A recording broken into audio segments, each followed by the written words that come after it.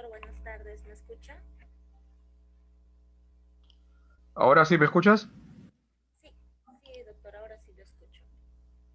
Ya. ¿Usted me indica para poder dar inicio a la clase, doctor?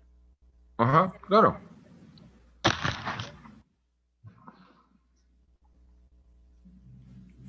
Entonces, hacemos la presentación. Ujú. No te olvides para compartir pantalla, por favor, ¿eh? Ahora sí.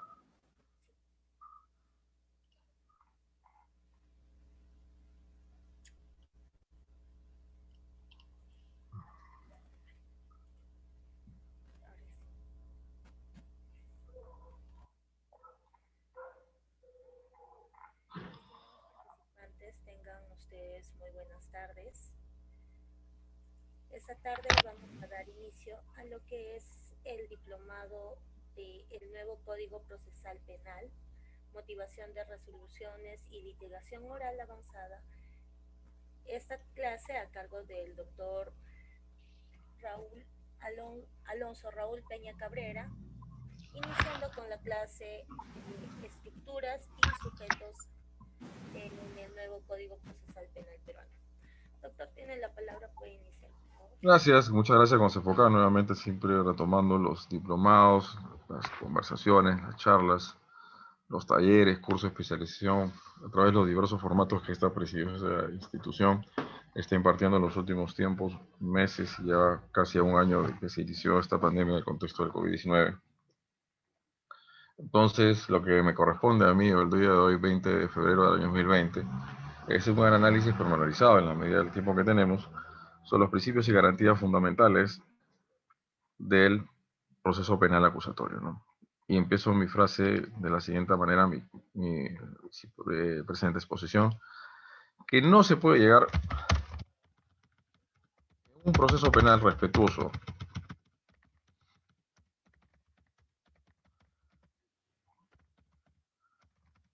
un Estado constitucional de derecho,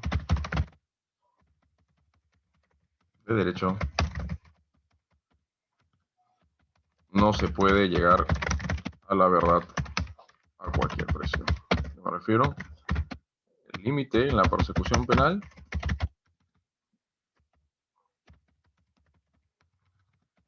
son precisamente, mejor dicho, el contenido material de los derechos fundamentales.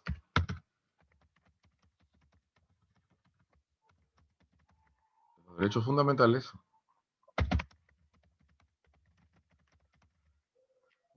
del imputado, que en su momento dio lugar a la consagración en este título que viene a ser principista de lo que es la prueba prohibida. Este Código Procesal Penal, entonces, si hemos empezado bajo esta premisa argumentativa, significa de que recoge estas garantías en el marco del título preliminar, que vienen a ser extrapoladas de la Constitución Política del Estado, artículo segundo, en varios de sus preceptos constitucionales y artículos 138 a 139, ajustados a los convenios y tratados internacionales en rigor sobre materia de derechos humanos, ¿no? Si esto es así, entonces, quiere decir que esta busca ansiosa, y afanosa, innecesaria, un orden democrático de derecho, donde se cometen tantos delitos en lo que es la averiguación de la verdad por parte del Ministerio Público, tiene que tomar lugar o desarrollarse bajo estas premisas principistas contenidas en el título penal del Código Procesal Penal. Pero de hecho que este Código Procesal Penal, no seré yo el primero que lo diga, ya ustedes seguro lo habrán escuchado de otros expositores que a lo largo de estos meses y semanas han podido finalmente dar sus ideas, sus posturas, sus posiciones en esta prestigiosa institución como CEFOCAP, de que también se busca la eficacia y la eficiencia del proceso penal. Y el proceso penal tiene que ver con la atribución de un hecho, ¿no? Entonces ahí viene finalmente propiamente la maduración del principio acusatorio. No cualquier hecho es objeto de procesamiento. solamente un hecho, una acción, omisión jurídico penalmente relevante. Entonces, que sea, pues, finalmente pueda subsumirse en un tipo penal. Esto no quiere decir de plano que de entrada que vamos a decir que ya el representante del Ministerio Público, quien toma conocimiento de la noticia criminis, sea de oficio o por la parte agraviada, por denuncia por un tercero o acción popular, de plano va a decir, sí, acá el hecho ya está altamente comprobado y fehacientemente determinado que se cometió el parricidio, la violación, el secuestro, la tentativa de violación o actos contra el pudor, y su investigado, el sindicado, el sospechoso, es su autor y su partícipe. No, así no operan las cosas, porque propiamente, entonces, el decurso del proceso penal y esta persecución penal que sometió el imputado a los imputados, las diversas incidencias jurídicas procesales que vayan a poder tomar lugar, dependerán del grado de maduración de las evidencias de los indicios de incriminación, que dan lugar a su vez, lo que ustedes ya seguramente han escuchado bastante, los elementos de convicción, ¿no? Cómo va transitando, ¿no?, estas posibilidades por parte del representante del Ministerio Público de llevar a la meta crucial, o no, mejor dicho, la etapa estelar del proceso penal, es el juzgamiento. Porque es la etapa estelar, el presidium, es el presidium del proceso penal, porque ahí se va finalmente a determinar o a establecer si este hecho realmente es luctuoso, una omisión típica meramente jurídica, porque va a haber causa de justificación, si esta persona que es su autor o partícipe, ¿no? Entonces estamos a un juicio preliminar y provisorio,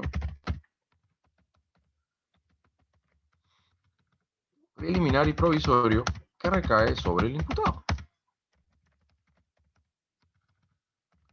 No podemos establecer epistemologías o verdades absolutas todavía cuando estamos trasuntando en todo un proceso, en una instancia que tiene varias etapas, en lo que son las diligencias preliminares, que forman parte de la investigación preparatoria, casación de libertad, casación ANCASH, tanto de 2008 como de 2012, lo que es propiamente la etapa intermedia, y juzgamiento, ¿no?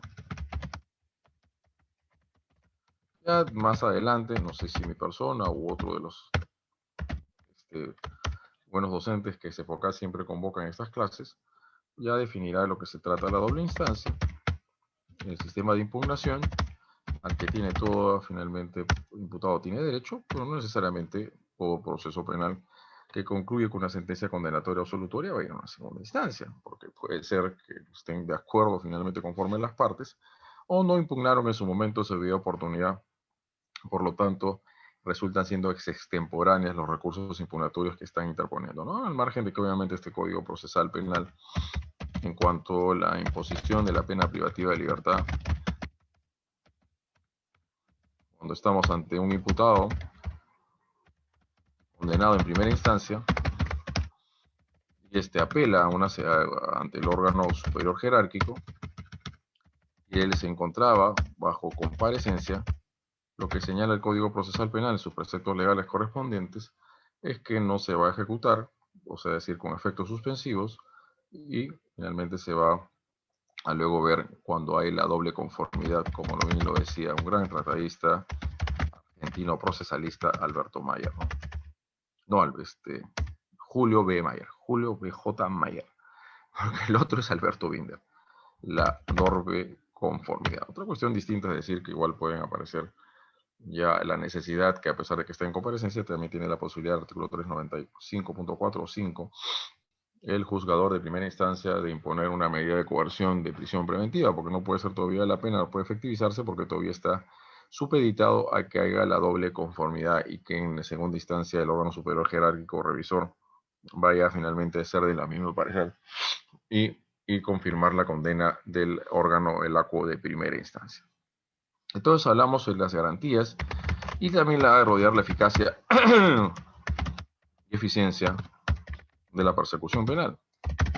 Creo que no voy a decir, voy a entrar a tallar mucho en esos conceptos, que una de las metas del nuevo Código Procesal Penal es reducir los índices de impunidad, ¿no? Quiere justicia ante tantos delitos que se cometen, robos, secuestros, extorsiones, delitos con administración pública.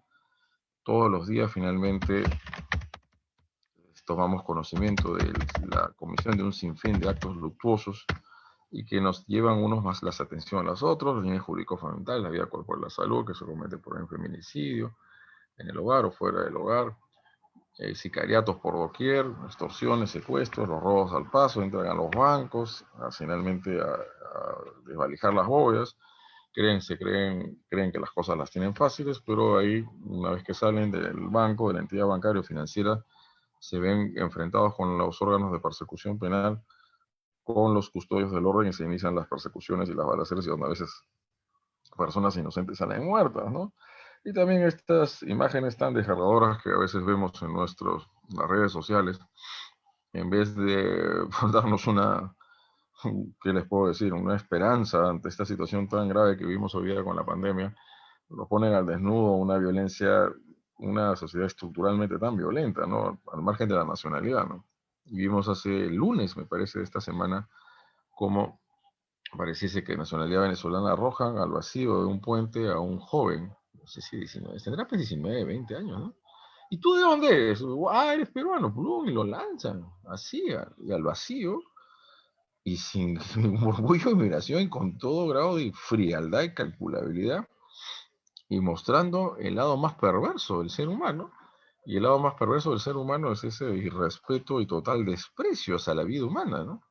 Entonces, y también lo que sucede, el tema de las vacunas, y los funcionarios involucrados que habían sido favorecidos indebidamente, abusando en prevalimiento del cargo que estaban ejerciendo, en vez de procurar, al margen de que tuviera una vacuna que estaba en fase experimental 3, que los que están en la primera línea de esta guerra contra este enemigo invisible, entre comillas, que es el COVID-19, puedan vacunarse, hacer estar inmunizados, que son sobre todo los médicos y los miembros del personal sanitario son los primeros que tienen que ser vacunados, ¿no? Y obviamente las personas de mayor edad, octogenarios, septuagenarios y todos aquellos que resultan siendo más vulnerables a esto. Pero no veo que haya una gran cantidad de dosis de vacuna suficiente para que podamos hablar a corto y mediano plazo de ello. Estamos muy largo de ello, a diferencia de otros países de la región latinoamericana que van a pasos agigantados. Entonces, reducir los índices de impunidad, lograr la justicia, la eficacia y la eficiencia de la investigación, la averiguación de la verdad, y esta labor la que realiza es del Ministerio Público, ¿no? Una labor que tiene que realizarlo conforme al principio de legalidad, esto es conforme en su gestión a los procedimientos previstos en la Constitución y en la Ley Procesal Penal, y ahí es donde vamos a ir aquilatando o ir desarrollando los conceptos que me parecen importantes, interesantes, a los cuales pueden ustedes o no haber escuchado con otros expositores o tal vez algo, algunas puntuaciones por mi propia persona en cuanto a lo que significa el principio acusatorio. El principio acusatorio vamos a derivar muchos incidencias, o mejor dicho, roles de los sujetos procesales, y de lo cual finalmente también se van a establecer o identificar garantías procesales para sujetos procesales, no siendo como reiterativo la palabra. Identificar garantías procesales para los sujetos procesales, sobre todo con respecto al imputado, con respecto al principio acusatorio, ¿no? El deber, la carga de la prueba, la tiene la Fiscalía. En esta situación, en este marco, en consecuencia, tiene la obligación de recopilar elementos probatorios de cargo suficientes que en juicio puedan enervar el principio de presunción de inocencia y superar esa duda, ese estándar cognitivo de la duda razonable. Y es así, para realizar su función, es que el Código Procesal Penal le atribuye, le faculta y le reconoce una serie de medidas, como son las medidas limitativas de derecho, o propiamente la búsqueda de la evidencia. Dice búsqueda de prueba, yo prefiero hablar búsqueda de evidencia, ¿no? Evidencia, no hay prueba porque todavía estamos en una etapa investigativa.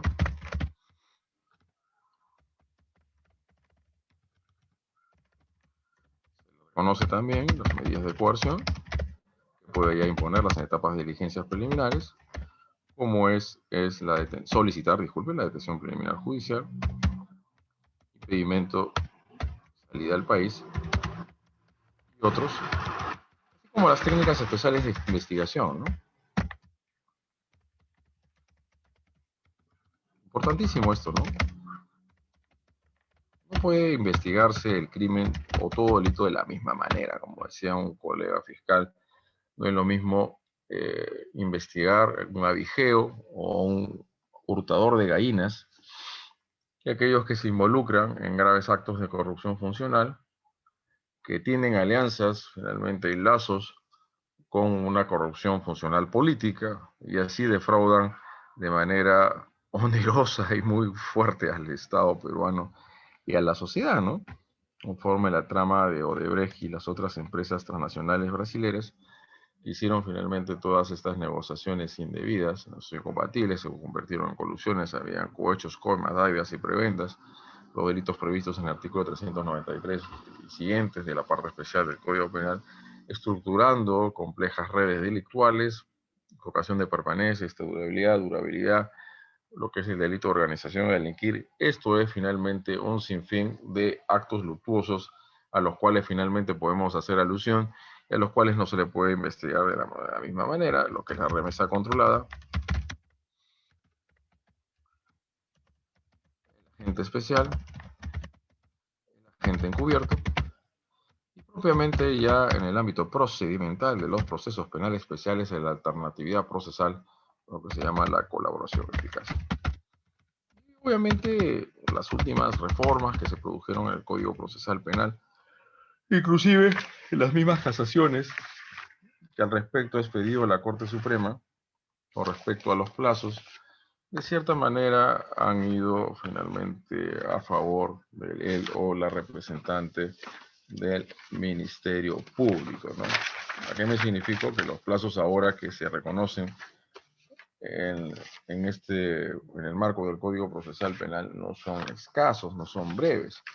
Estamos hablando de 36 meses en el caso del plazo de diligencias preliminares ante investigaciones e integrantes de organizaciones delictivas, que se sumarían 36 meses más al plazo de investigación preparatoria 344.2 del Código Procesal Penal, fue modificado por la Ley 30.077, Ley de Lucha frente al Crimen Organizado. Y esto también a la luz de esta situación de la pandemia. Obviamente los plazos iban corriendo, se estaban suspendiendo, no se suspendían, podía ir no en contra o a favor de los imputados. Entonces estos, no, ni tontos ni perezosos, presentaron finalmente las cesaciones de la prisión preventiva, algunos realmente justificando que los patrocinados finalmente tenían ciertas comorbilidades u otras realmente preexistencias, enfermedades preexistentes que lo hacen más vulnerables al COVID-19, esto es de fallecer, ¿no?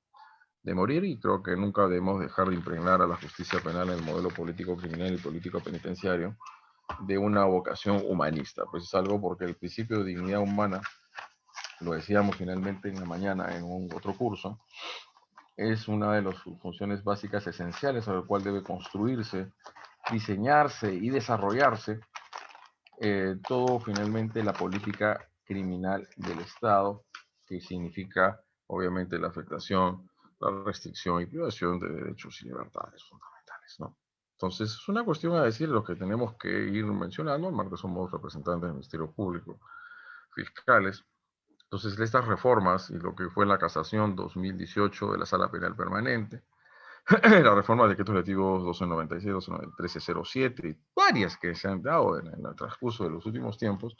Si ustedes me preguntaran, yo con todo grado de objetividad tendría que responder que han ido a favor de la persecución penal. Esto es de establecer y darle más tiempo al persecutor del crimen, del delito, al fiscal o la fiscal, para poder construir su teoría del caso. Porque lo que se quiere es eso, finalmente, ¿no? Porque los plazos los que está sometido a plazos son la investigación preparatoria y no propiamente la etapa intermedia o el juicio, al margen que están finalmente definidos por sus propias características, patrones y propios principios. Eso propiamente a eso no me refiero, sino a la investigación. ¿Cuánto tiempo se requiere para que para que el fiscal o los fiscales que están involucrados en una determinada persecución penal, en una investigación, pueda recabar los elementos de convicción suficientes? ¿Qué se requiere? Sospecha y certeza y convicción fiscal para poder acusar. ¿Cuánto es el tiempo entonces que se requiere para ello? ¿Cuánto tiempo le debemos dar finalmente a él o los representantes del Ministerio Público para que puedan formular su acusación? Porque el uno acusatorio en sine judicium, ya veremos estos rasgos del principio acusatorio, porque quiero hacer referencia a algunos aspectos muy puntuales, porque en exposiciones de tan corto y de escaso breve tiempo no podemos ahondar en muchos puntos y prefiero ir al desarrollo lo más profundo posible de los puntos que nos pueden interesar en este caso, ¿no? Entonces, es certeza y convicción fiscal que se requiere para formular su acusación. En el requerimiento acusatorio es donde recién se va a plasmar la pretensión punitiva. Yo les preguntaría a ustedes en un examen, ¿cuál es el presupuesto imprescindible o esencial para que pueda finalmente tomar lugar o manifestarse la pretensión punitiva de los representantes del Ministerio Público? Tiene que haber el requerimiento acusatorio. Recién ahí va a solicitarse una pena. Hasta antes de ello, no. Al margen de lo que son los procesos de justicia penal consensuada, como la terminación anticipada del proceso, la conformidad, artículo 372, y lo que son ya en el libro quinto, me parece, donde están los procesos penales especiales. Entonces creo que las reformas que han habido en las reformas legales y las mismas casaciones de la Corte Suprema, en las cuales algunas he hecho mención, creo que ha ido a favor de la persecución penal, de darlo siempre mayor tiempo, porque una cosa es investigar, investigaciones simples, sobre todo que bonito para el Ministerio Público, cuando vienen finalmente las flagrancia, complejas, ahí sí hay la necesidad de realizar mayores actos de investigación, y propiamente eso, declarar complejo la investigación, es una potestad en exclusiva que recae sobre el representante del Ministerio Público, la representante del Ministerio Público, porque él es el que lleva el señorío de la investigación, es el conductor y él es el que va a definir. Pero cuando hay prórrogas, ampliaciones o como los quieran grabar, conforme el 342 del Código Procesal Penal, se requiere de una decisión judicial o una resolución judicial debidamente motivada, previa postulación o solicitud del órgano legitimado, en este caso es el fiscal o la fiscal del caso, ¿no? Organizaciones criminales. Disculpen. Entonces ya ustedes saben propiamente las casaciones que hablan sobre ello, la última que fue el 2018, caso Keiko Fujimori, Fuerza Popular, y lo que estipulaban ya las reformas que se produjeron y la reforma del artículo 344.2 con respecto al plazo de la investigación preparatoria, y lo que tenemos tres tipologías o clases de investigaciones. Se decía entonces un principio y vamos viendo en concreto algunos puntos para desarrollar, y espero que luego de un tiempo ponderado ustedes también vayan a participar. El principio acusatorio imprime al sistema de enjuiciamiento determinadas características, que no puede existir juicio sin acusación, nulo acusatorio en sine judicium. Este es un punto central y básico esencial. Esto es muy conocido, realmente no hay mucho que decir, pero vamos a desarrollar algo a los cuales vamos a ver en las casaciones, a las cuales vamos a hacer dar cuenta en las diapositivas que en pocos minutos vamos a compartir con ustedes.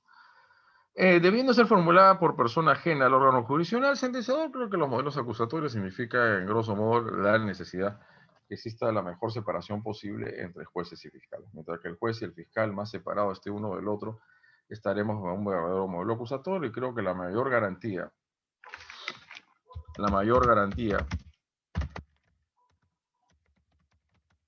de este modelo, del nuevo Código Procesal Penal, es la imparcialidad y objetividad del juez.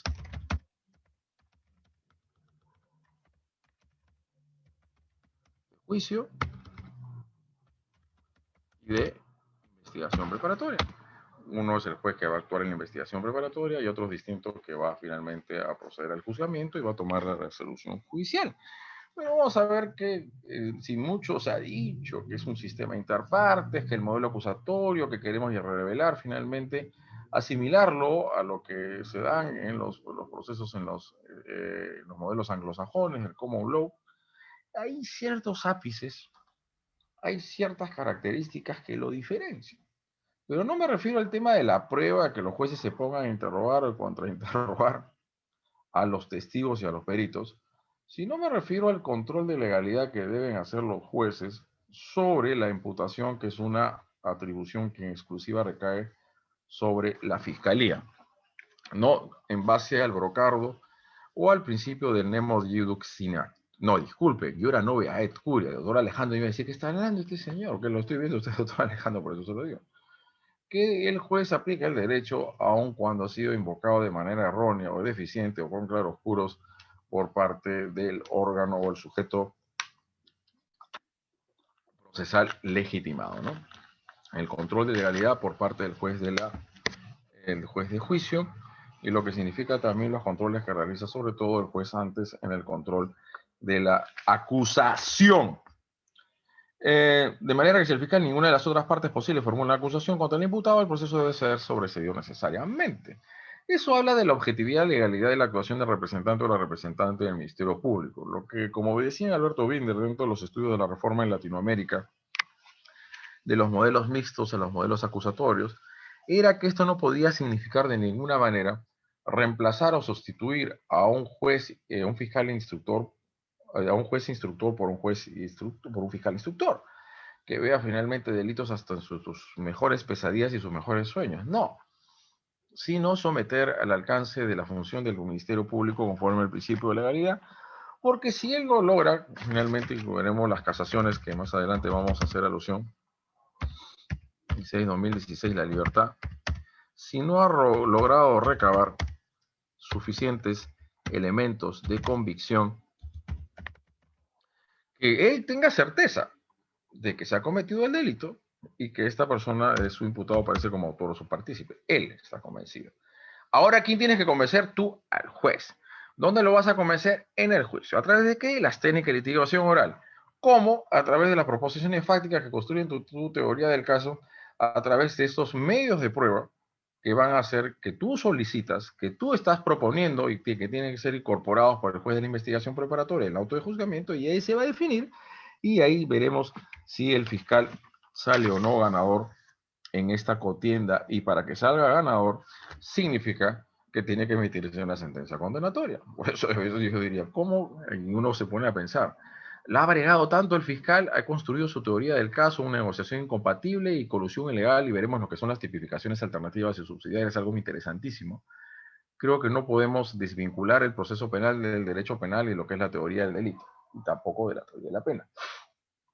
Y que luego de haber bregado tanto y recabado bastantes evidencias, pero aún así se vio al frente con un buen contrainterrogador que logró la absolución de una persona que aparecía a todas luces y por los medios periodísticos, bueno, esa es la justicia mediática de la prensa, como culpable, se la absolvió, y porque ahora no apela. ¿Y por qué no apela finalmente esta resolución judicial de condena, ¿no? Y yo sí, con mayor grado de convicción, si veo que me equivoqué notablemente y garrafalmente como investigador, lo que debo hacer como fiscal y como persecutor del crimen es solicitar el retiro de la acusación conforme al trámite previsto, creo que en el 387.4 del Código Procesal Penal. Eso hay que someter entonces la labor de la fiscalía, porque si no logras recabar suficientes elementos de convicción, seguramente ustedes habrán visto, ¿no? Existe una cuestión muy controversial y discutible y debatible en lo que se llama la sentencia plenaria de la 1/2017 de la Corte Suprema, que se desvincula de la casación Arequipa, que fue era un retroceso total y garrafal y evidente y notorio de lo que significaba la persecución penal del delito de lavado de activos. Pero claro, este no es el momento material o sustantivo para ese análisis, de que para acusar se requiere sospecha suficiente, mayor grado el grado de probabilidad para que finalmente se estime que tiene mayor grado de convicción los elementos indiciarios que yo tengo como fiscal y los que me haya podido proponer la defensa y también, en este caso, coadyuvado yo por un agraviado que está muy afamado que se condene al imputado constituido en actor civil, ¿no? Entonces, si el otro se requiere sospecha primero grave, se decía en esta sentencia plenaria 2017, para luego en el acuerdo plenario 2019 hablar sospecha fuerte. ¿Qué tiene mayor intensidad? ¿Tiene la sospecha fuerte o la sospecha suficiente? Son finalmente, los estándares cognitivos de la evidencia, ¿no? Y el doctor Chinchay, ustedes ya lo habrán escuchado, estándar cognitivo, cognoscitivo, la evidencia. No sé si habrán escuchado, pues finalmente una página que no problema LP, leyes, sale finalmente discutiendo con el doctor Neira. Entonces, ¿pero cómo? Entonces, esta sentencia plenaria realmente no tiene un grado de congruencia, porque le están diciendo que sospecha fuerte es para solicitar prisión preventiva. ¿A partir de cuándo yo como fiscal puedo solicitar prisión preventiva? Desde que formalizo la investigación preparatoria, conforme al artículo 336 del Código Procesal Penal, en concordancia creo con el artículo 253 del Código Procesal Penal, o sea, de la misma ley procesal penal. Entonces se diría, pues si ya tienes todo, entonces ¿por qué vas a estar tú solicitando prisión preventiva? De una vez se acusa. Entonces hay que entenderse eso, que así como, quiero dar este entendimiento y lo ponemos al debate, a la discusión, que tanto la imputación como el grado de probabilidad delictiva, si lo quiero decir, y si me acaba de ocurrir recién esta terminología, en la formalización de investigación preparatoria es provisoria. Es provisoria. Como también la tipificación penal. Son provisorias, porque todavía estoy en estado temprano.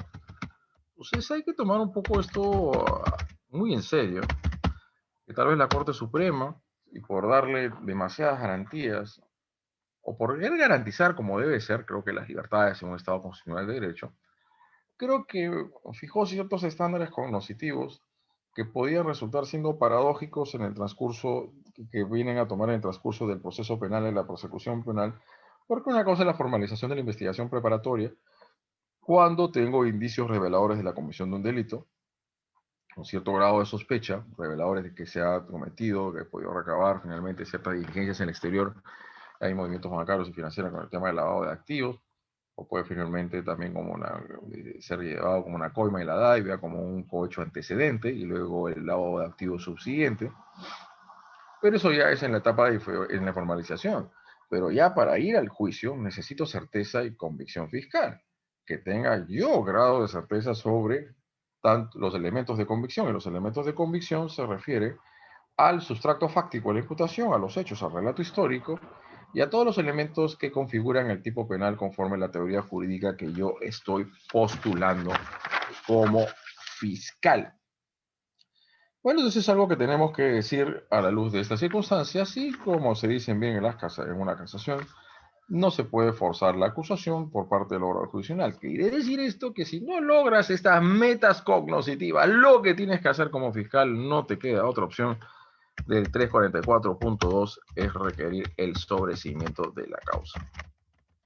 Sobre todo en base a uno de los supuestos más importantes que está al final, que el fiscal no pueda razonablemente, que él sea consciente que razonablemente no va a poder obtener elementos de convicción suficientes que pueda llevar al imputado al juicio. La progresividad es en los elementos de convicción, pero la imputación debe ser, muy bien, Aurelio, no sé, Aurelio. De cierta manera, de cierta forma, ya estás colocando un condimento importantísimo en lo que vamos a analizar seguidamente. Entonces, si el fiscal no sabe perfectamente, es consciente que no va a poder recopilar o acopiar suficientes elementos de convicción que puedan finalmente llevar a juicio a una persona, tiene que solicitar el sobrimiento de la causa al margen de lo que viene y lo que es que el hecho no constituye delito, no es justiciable penalmente, concluye una causa de justificación, una causa supresora legal de penal, las causas absolutorias del 208, que han sido relativizadas por la reforma del decreto legislativo 1323 en el marco de la violencia familiar y la violencia de género.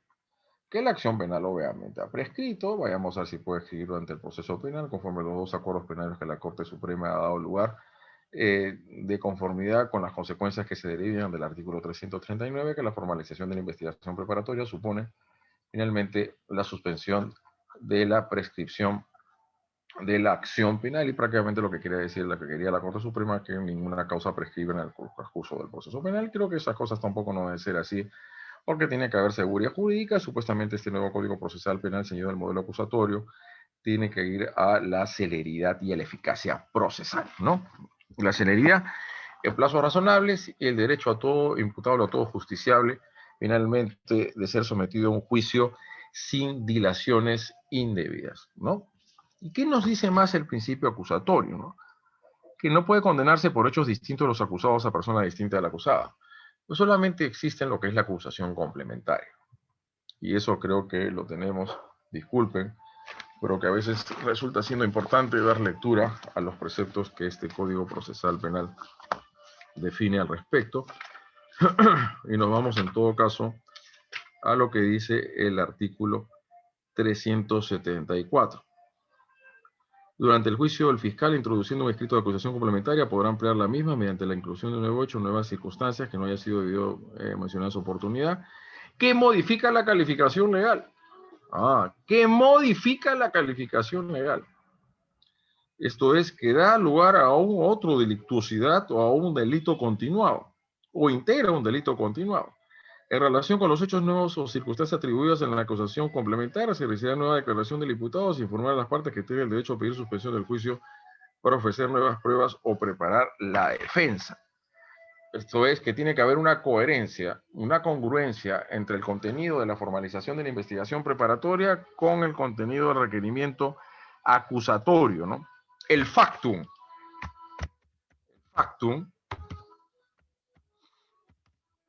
La descripción fáctica o histórica.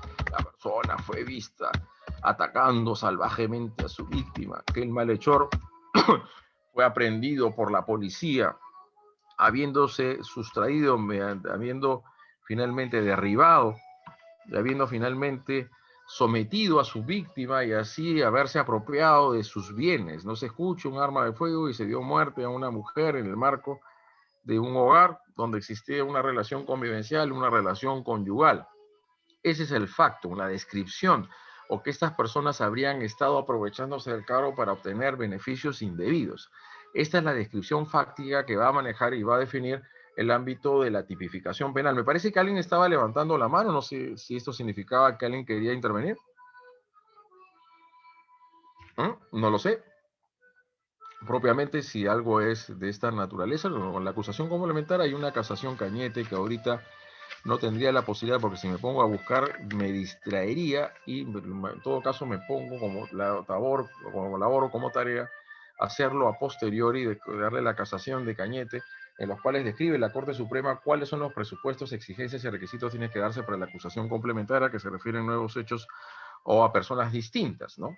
Ojo, dentro de las imputaciones alternativas que subsidiarias, dentro de las facultades que el Código Procesal Penal le confiere al representante del Ministerio Público con respecto a la tipificación. La tipificación del delito es una tarea que en grado de exclusividad o en grado de monopolio se le atribuye a él o a la representante del Ministerio Público.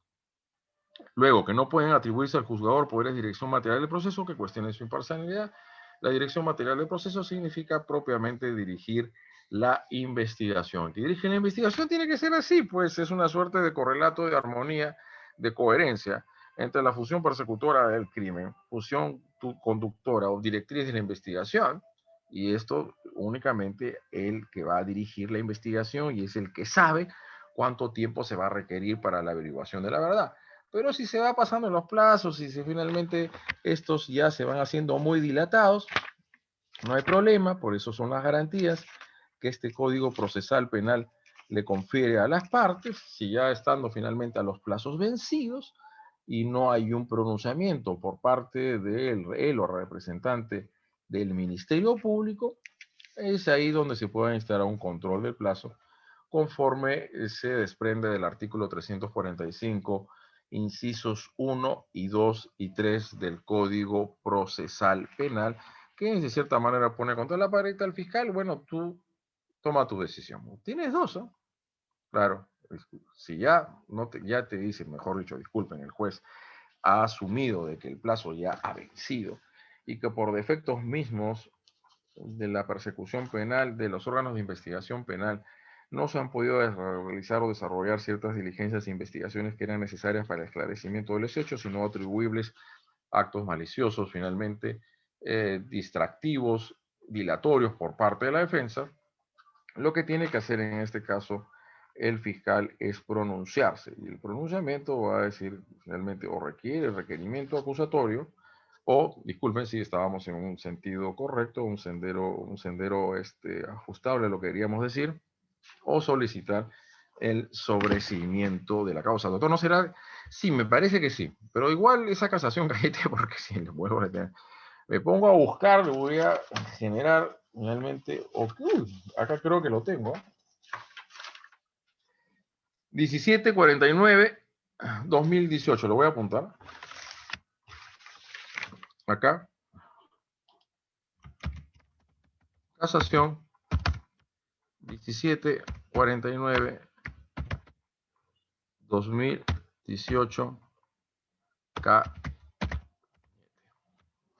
Ahí está la acusación complementaria, está el derecho a conocer la imputación, cognoscible, lo que se denomina propiamente la imputación necesaria, y habla lo que lo vamos a hablar seguidamente, los datos que sirven a identificar al imputado. Luego finalmente se habla en una acusación escrita, puede surgir modificaciones, algunas alteraciones, y se habla que el paso del alegato oral al periodo decisorio, periodo decisorio del juicio, referido al petitum, aumento o disminución de la pena o reparación, requería la acusación escrita porque advierte un mayor contenido del injusto, el injusto que es la acción o omisión típica penalmente antijurídica, culpabilidad por el hecho, que es finalmente grado de atribución, la reproche personal que recae por el autor por ese haber comportado antijurídicamente pese a haberlo hecho de manera contraria, es conforme a derecho, porque el daño se elevó o disminuyó en atención al material probatorio ejecutado en el acto oral. En el paso de la alegato oral, el periodo decisorio del juicio, formular una acusación oral corregida para subsanar simples errores o materiales o para incluir alguna circunstancia genérica. Y ahí es luego donde se hace alusión en el artículo 22º, todo lo que es la acusación complementaria, un elemento accidental adicional, algo que no estaba previsto, de que le había, ido generando antes de matarlo sufrimientos innecesarios, que habla de la gran crueldad, tiempo, lugar, modo, medio móvil. Pareciese que era un homicidio simple, pero ahí se advierte de que había codicia, pero para eso había un elemento probatorio que se lo puede dar. Entonces, tengamos muy en cuenta algo muy importante. Tiene que conservarse la homogeneidad de los hechos, ¿no? Medio, la forma como cometió el acto, la finalidad, el propósito, el móvil. En ambos casos, aparte de la conexidad con el hecho postulado originario, deben ser nuevos. Se debe confirmar el numeral tercero mencionado artículo, se debe recibir nueva declaración del imputado. Y se informará a las partes que tienen derecho a pedir la suspensión del juicio oral por ofrecer nuevas pruebas o preparar su defensa, 1749-2018. Por eso tenemos que diferenciarlo, lo que es la acusación complementaria, de lo que es las tipificaciones alternativas y o subsidiarias que tiene la posibilidad de realizar él o la representante del Ministerio Público en la formalización de investigatoria y al momento de requerir su acusación. Habíamos señalado algo muy importante conforme el principio acusatorio. Ahora sí vamos a compartir un poco de pantalla. Y por favor, espero que nuestros amigos de Cefocap y ustedes mismos nos confirmen si es que están viendo lo que yo veo.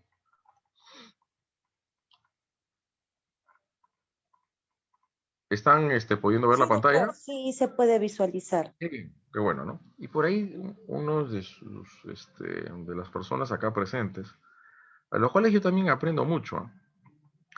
Quienes nos situamos acá ahora en una pantalla que es distinto y nunca va a poder suplir o reemplazar entera a una clase presencial que no sabemos realmente cuándo se puedan retomar.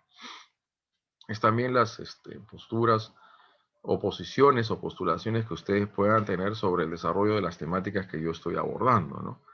máxime por la experticia que ustedes pueden tener en la labor judicial, fiscal o como abogados litigantes, ¿no? Pero bueno, eso es algo interesantísimo que enriquece finalmente clases como esta, a los cuales esta institución tan prestigiosa como CEFOCAP presenta a nuestra amable comunidad jurídica, tanto nacional e internacional, ¿no? Porque, por ejemplo, pregunto a CEFOCAP, ¿hay personas, abogados, alumnos, alumnas del extranjero, de Bolivia, Ecuador, Argentina, Chile, Colombia, que nos están escuchando en este momento? Si hubiesen, finalmente, si quieres solamente lo escribes, y si los hubiese alguna de las personas que me están escuchando de otro país, por favor, porque para mí es interesante ver cómo, y no por mi persona, sino el desarrollo que ha adquirido la ciencia, la dogmática en el Perú en los últimos tiempos, que significa un arrastre y una suerte de atracción por parte de personas que están en otros países para poder acceder a estas fuentes de información, estas capacitaciones que desarrollan a través de instituciones como CEFOCAP. A ver, entonces en la pretensión, el órgano acusador, ¿quién se califica jurídicamente los hechos? Es el representante del Ministerio Público. La denuncia de parte, acción popular, de oficio, cuando está viendo la televisión, sobre todo ya las noticias criminales novísimas, algunas que llegan los días domingos, en los semanarios dominicales.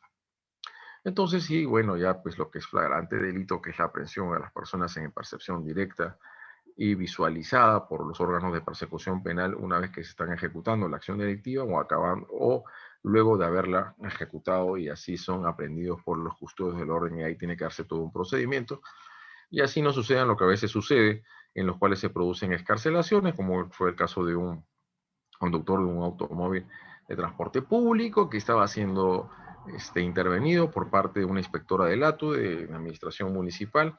En vez de hacer lo que tenía que hacer, de parar su vehículo y entregar sus documentos, se fue por encima, embistió finalmente el vehículo, la atropelló a esta inspectora, y pues nosotros en su momento por eso tipificamos ese comportamiento como una tentativa de homicidio, al margen de que podía ir también en concurso con el delito de violencia contra funcionario público.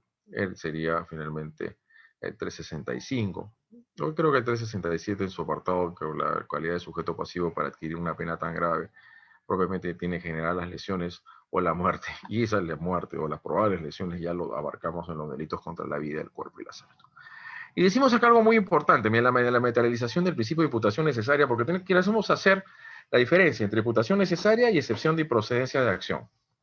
No se olviden el principio de reserva procesal penal, que quiere decir que un proceso penal solamente puede versar y solamente puede causarse sobre hechos jurídico-penalmente relevantes, no desavenencias contractuales, mejor derecho a propiedad, nulidad de acto jurídico. Por eso hay que averiguar, hay que tener mucho cuidado con ello, y es no en vano que a los sujetos procesales tenemos la posibilidad de que se pueda interponer una cuestión previa, ¿no? Como es una cuestión de perjudicial. Estos todavía estamos ante hechos que su conflictividad está siendo objeto de análisis y conocimiento en la vía extrapenal, por lo tanto todavía no nos podemos someter a conocimiento de esta situación, de las controversias, las diversas litis, desavenencias que se dan finalmente entre dos o más personas, y también finalmente puede ser por por una persona jurídica. Otra cosa, que las personas jurídicas no puedan ser objeto de imputación por parte del derecho penal, porque por lo que se necesita es necesariamente de un sujeto psicofísicamente considerado, ¿no? Entonces, estos son finalmente los que tenemos, lo que tenemos que decir con respecto a ello.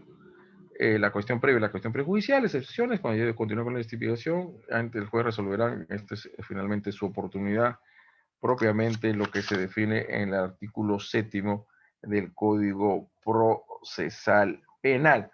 Y es la cuestión prejudicial cuando será necesaria de una decisión en una vía extrapenal. Pues una cosa es la cuestión previa, requisitos de procedibilidad, que para la omisión de asistencia familiar se requiere necesariamente haber sometido a un proceso civil, una demanda de alimentos, declarado fundado por el órgano jurisdiccional, y que ahí finalmente se le impone el pago de una determinada pensión alimenticia bajo apercibimiento si es que no cumple de ser denunciado por este delito. Entonces debe entenderse que el relato fáctico que construye una persona que habrían asesinado o eliminado, o uno que supuestamente se autoeliminó, o que habiendo un precio de por medio fue lo que habría motivado a este sujeto, a este individuo, a haber matado a otro, define que duda cabe los elementos accidentales modificativos, atenuantes como agravantes de responsabilidad penal que de recibo inciden en el proceso de sucesión típica, dando lugar a tipos penales agravados atenuados, ¿no? Entonces, las circunstancias del lugar, tiempo y modo del hecho imputado difieren las facultades que cuenta el fiscal en el ámbito de la imputación delictiva, porque si bien puede formular tipos penales alternativos y subsidiarios, lo que sustancia del lugar a un conflicto aparente de normas. Ajá. El conflicto aparente de normas se encuentra regulado en el Código Penal. ¿Ah? ¿Se encuentra regulado en el Código Penal o en el Código Penal solamente tengo los concursos delictivos? No se preocupe, bueno, no, mejor creo que no tengo que poner en autos, porque lo está leyendo CEFOCAP de lo que ha escrito la señorita o doctora Yolanda Lavado Pérez, ¿no? Que es, bueno, ustedes lo están viendo, está hospitalizada, esperemos que desde acá de Lima, los mejores deseos de que sea, no sé si puede escribir algo fácil o muy superable a un corto tiempo. Siempre hay que tener en cuenta que lo primero que tenemos es esa salud. Si esa salud se resquebraja, no podemos desarrollar el resto de bienes jurídicos. Así que lo mejor para la participante Yolanda Lavado Pérez, que aún así estando hospitalizada, está finalmente ingresando a la accesibilidad virtual de este curso que es desarrollado por CEFOCAP. Entonces, los concursos delictivos sí están regulados, lo que es el artículo 48, 50 y 49 de la parte general del Código Penal, con respecto al concurso y al delito, con respecto al delito continuado y con respecto al concurso real de delitos. Pero el conflicto aparente de normas es otra cosa y suceden muchas situaciones de violencia en nuestro país, en nuestra sociedad cotidiana estructuralmente llevada a bastante violencia, donde puede haber finalmente en apariencia este hecho, que una persona se encuentra ensangrentada con cierta hemorragia, que sea una tentativa de homicidio o lesiones graves o lesiones leves, que también puede llevar al caso de feminicidio cuando es mujer y su sola condición de tal en el marco de la violencia familiar. Hay que ver finalmente la finalidad de los móviles. Como lo decía en otra exposición en la mañana, hay que ir al actus rea y al mens rea, o lo que es el criminal mind.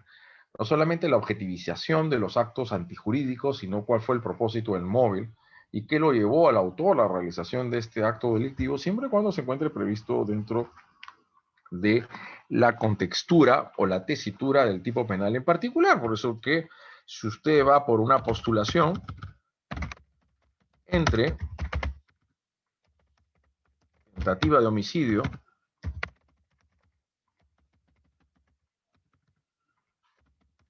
y lesiones graves consumadas,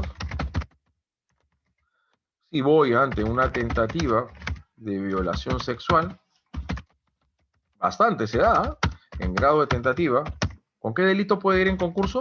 ¿El conflicto aparente de normas? Con actos contra el pudor consumado.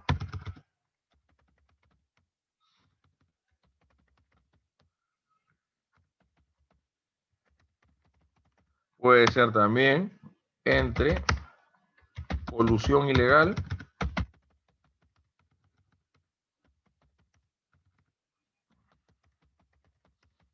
y negociación incompatible con el cargo.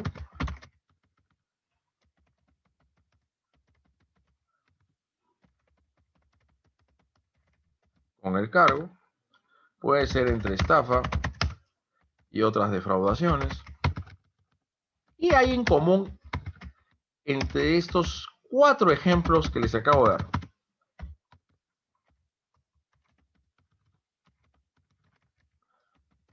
¿Que debe tratarse de qué?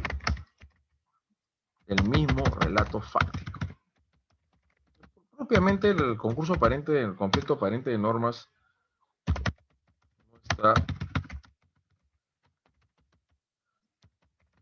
regulado en el Código Penal.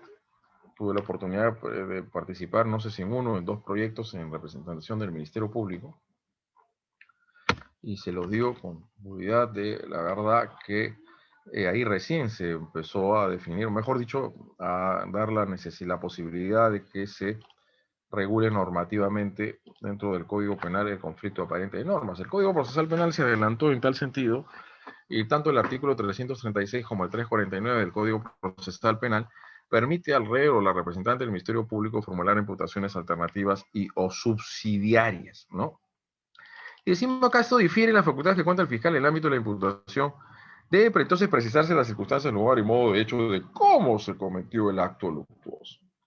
La nocturnidad, concurrencia de 2 o más personas, ferocidad por lucro o por placer, para facilitar o ocultar otro delito, en la utilización de medios apócrifos, utilización de documentos falsificados para estafar y defraudar a las personas. Ahí hay lo que nosotros hemos llamado, es algo distinto a un conflicto aparente de normas. Lo que es ¿quién me dice lo que es un concurso medial?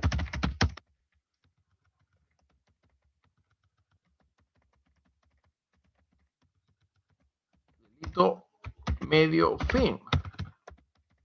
El medio es la falsedad documental.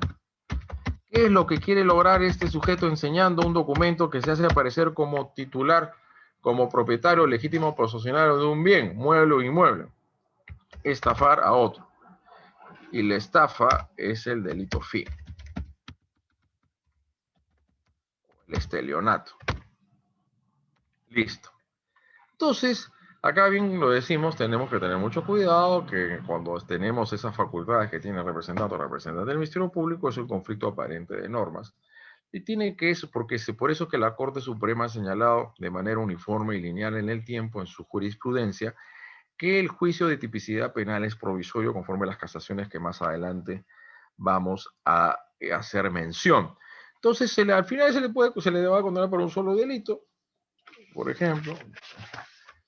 Seguro tal vez otros expositores han hecho mención a esto a ustedes, la casación 1424-2008 Puno, que en primera instancia se le condenó por el delito de feminicidio, pero luego en segunda instancia hubo una desvinculación por parte del órgano de mérito, la instancia de segunda del órgano superior jerárquico, y lo que hicieron finalmente fue reconducir los hechos al tipo penal de parricidio. Se le clasificó primero el artículo 108b, primer párrafo número 1, que es el delito de feminicidio.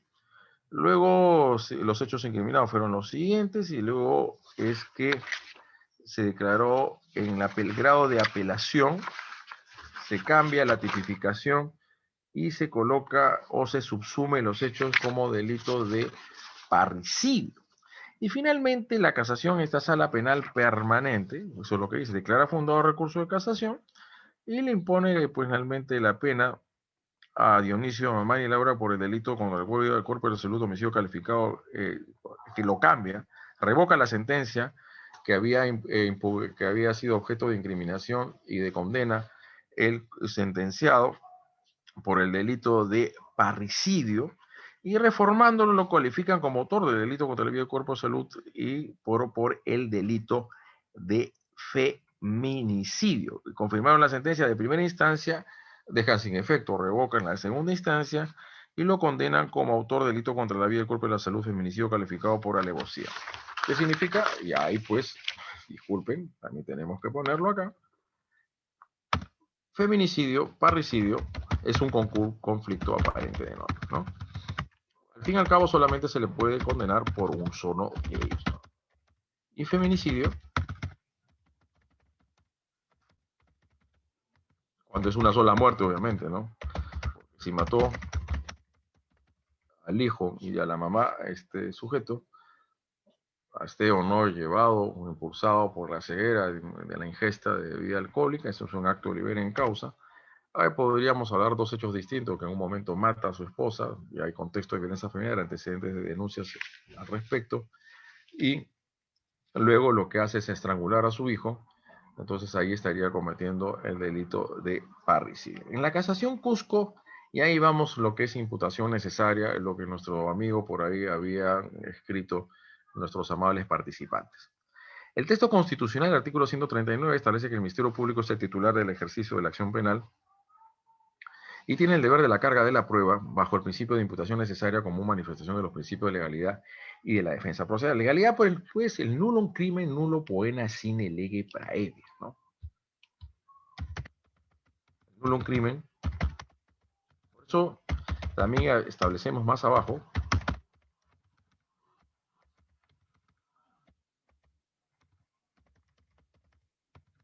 sine lege,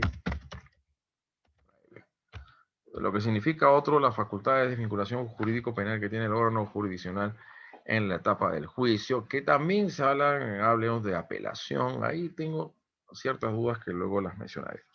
Entonces dice que en virtud del referido principio y en la jurisprudencia del Tribunal Constitucional, el primer caso de imputación necesaria que tomó bastante notoriedad por parte de la opinión pública fue el caso de Margarita Toledo por la falsificación de los planillones en la OMPE, ¿no? Es el caso del Partido Perú Posible que lastimosamente llevó a la presidencia este sujeto, a este señor Alejandro Toledo Manrique, que al fin y al cabo lo que hizo él con las personas que se coludieron era de aprovecharse de los cargos y poder favorecer a las empresas transnacionales y así obtener gran cantidad, millonadas de dólares que fueron objeto de lavado a través de transacciones financieras y bancarias de países a países, a través de empresas offshore, empresas de fachada, y así pagar las deudas que tenía con los bancos en las propiedades que le había comprado conjuntamente con su esposa y querían hacerlos pasar a través teniendo como conductora de una empresa como Ecocostel Consulting SAC, no sé, Ecoteva creo, a Eva Fernumen, que era su suegra. Qué buena suegra, dirían todos, ¿no? Que sin tener una suegra que le están pagando deudas de millones de dólares. Ha dicho pues, finalmente la jurisprudencia del Tribunal Constitucional, que es cierta, no implícita, sino precisa, clara y expresa, ¿no? Es decir, una descripción suficientemente detallada, lo suficientemente concisa, considerando los hechos punibles que se imputan y el material probatorio en que se fundamenta el facto. Finalmente que ha sido aprendido en flagrante delito. Han finalmente incautado las especies robadas o hurtadas, los celulares, el iPad, la laptop, etcétera, el dinero, la billetera, la cadena, ¿no? Tenemos los testificales, las testimonias que se van a recabar de los testigos que propiamente los agraviados. Y esto va a llevar una teoría jurídica si es un robo o es un hurto, dependiendo de las circunstancias modificativas accidentales, tanto agravantes o atenuantes, que pueden desprenderse de la imputación en que recae en contra del imputado o los imputados. En este entendido, cuando el Ministerio Público elabora la pretensión penal, debe especificar el contenido exacto de la imputación, y esto es que los cargos deben caracterizarse por ser expresos, inequívocos y ciertos, lo que dará lugar al ejercicio defensivo en toda su magnitud. Pero si son enrevesados, si son finalmente confusos, son demasiado finalmente extravagantes los términos que se utilizan, o estando que la imputación refiere a varios hechos punibles, se quiere bajo un solo relato fáctico subsumir en varias tipificaciones penales, es que se llevan a estas imputaciones carentes de precisión, en los cuales se está vulnerando las garantías del debido proceso y de lo que es el principio de legalidad. Se dice que el apartado fáctico de la acusación fiscal, y se sigue finalmente la casación 465-2019 de Cusco, debe ser completo, incluir todos los elementos fácticos que integran el tipo delictivo, en el caso de un feminicidio, porque se dice que se usó la condición de tal. Tiene que haber una suerte de relación de poder, de sumisión, de ventaja, de desigualdad, donde no hay paridad entre un sexo y el otro, que finalmente precisa o justamente se ha prevalido del autor para cometer el acto luctuoso, en este caso dar muerte a su esposa, a su concubina. Debe permitir conocer cuáles son las acciones que se consideran delictivas, pero no exhaustivo, pero creo que tal vez no tan, pero más exhaustivo ya en la acusación. Porque en la formalización de la investigación preparatoria aún hay que madurar lo que es objeto de indagación, porque son indagaciones, averiguar cómo se cometió el acto luctuoso, así como la ley concerniente y la ley penal aplicable. No como antes, pues, que esas denuncias formularias, escritutarias, puramente descriptivas, que se le imputa a Juan y Pedro y Perico los Palotes, y contra los que resultan responsables, los que caigan en el camino, por los delitos 105, 107, 108, 152, le imponen todo el Código Penal, así fue ciertas denuncias que se ven en el Congreso de la República, y sin precisar lo primero, porque lo primero que tiene que hacer el representante del Ministerio Público al momento de la formalización de la investigación preparatoria es el proceso de subsunción típica. Esto es el subprincipio de tipicidad que se deriva del principio de legalidad. Entonces, lo que permite órgano jurisdiccional debe exigir que la labor fiscal sea íntegra. ¿Qué momento tiene que hacerlo? Ajá, audiencia de tutela de derechos previamente tiene que haber agotado la vía fiscal. Oye, señor o señorita fiscal, por favor, precíseme los cargos en contra del imputación. Es como una vía previa que ha previsto la Corte Suprema en el Acuerdo Penal de 2010 o 2011 sobre audiencia de tutela de derechos en el principio de imputación necesarios. Imputación necesaria es lo que permitirá desarrollar juicios razonables, lo que podrá emitir una sentencia, una condena ajustada a derecho, que precisamente en esta acusación Cusco, que por un solo hecho le meten por viáticos por peculado, le ponen creo que usurpación de funciones y delito contra la fe pública, sin haber discernido, distinguido cuál hecho es el que se subsume en cada uno de estos delitos. Porque cada delito, falsedad material o falsedad ideológica o falsedad genérica, tiene un sustrato fáctico distinto. A lo vez también máxima el peculado, y había el Acuerdo Penal de 2019, en los cuales señala que la no redención oportuna de los viáticos, lo que lo plata que no se gastó, probablemente solamente quedarán muy pocas instituciones, seguramente la de salud, policía y militares, o algunas instituciones tutelares del Estado en los cuales se producen comisiones de servicios, porque todo el resto lo tienen paralizado en mérito de la pandemia. Hay que realizar el trabajo virtual finalmente o trabajo remoto. Pero es cuestión distinta a saber cuando se dice que los hechos incriminados se postula de no ser delito. Una acción o omisión típica penalmente, las meras causalidades de lesiones a personas no son delitos. Dejar, finalmente lo decíamos en otra exposición, un arma de fuego cerca a una persona que está altamente deprimida, producto de la pandemia y otras situaciones aflictivas, finalmente patrimoniales, etcétera, laborales, agarra el arma y se mata. Vamos a ver, en todo caso, si podría ser una ayuda al suicidio, si es que sabía esta persona que lo colocó cerca a la persona que estaba totalmente deprimida, que tenía intenciones de autoeliminarse. Quien va y le da la mala noticia a la señora que su hijo acaba de fallecer producto del COVID y ella sufre de una enfermedad cardiovascular y producto del impacto de saber lo que ha muerto su hijo tan querido y su único hijo, y esta muere. No se le podemos atribuir. O usted que está manejando la velocidad permitida y se cruza intempestivamente por la pista o la carretera por no lugar autorizado a un peatón, así usted lo atropella y este se muere. La causalidad del destino y el azar y la imprevisibilidad de las situaciones, o propiamente la infracción de los deberes de autoprotección de la víctima, definen que ese hecho no puede ser atribuible a la gente del delito. Al margen de por ahí, en algunos casos podamos establecer que haya responsabilidad civil, pero eso tiene que instarse ante la vía procedimental correspondiente. Atipicidad absoluta, la conducta no constituye punible, por ejemplo, el desacato ya no es delito, el duelo tampoco, etcétera. Otras conductas que no son delito, que lo eran en un código penal del 24, muy enraizado en lo ético y lo moral. Imputación objetiva, que no hay finalmente la infracción de una norma de cuidado que ha generado el riesgo jurídicamente desaprobado, propiamente lo que le decía. En muchos delitos, sobre todo estos que se cometen en el tráfico vario, donde muchos transitan, aún en esta situación de estado de emergencia, hay que primero procurar identificar una norma que se ha infringido y que ha generado riesgo jurídicamente desaprobado, y esto tiene que haberse desencadenado en el resultado lesivo. Esta es la muerte o las lesiones graves o lesiones leves de la víctima. Falta cualidad de la gente para ser autor de efectos penales. Esto también pues tenemos que ser muy precisos. En el caso de las vacunas hay un médico finalmente de una universidad particular asignado para realizar las vacunaciones y para hacer la fase experimental 3 de Sinopharm. Pero, si bien es cierto, a primera vista, este no podría ser autor de un delito funcional a partir del artículo 376 y siguientes, nos vamos al artículo 392 y se los dejo a ustedes para el análisis, la extensión de punibilidad, que a lo mejor les doy lectura de una manera rápida para así finalmente tratar de capitalizar el tiempo la mejor manera posible en esta exposición que tenemos ahora con CEFOCAP.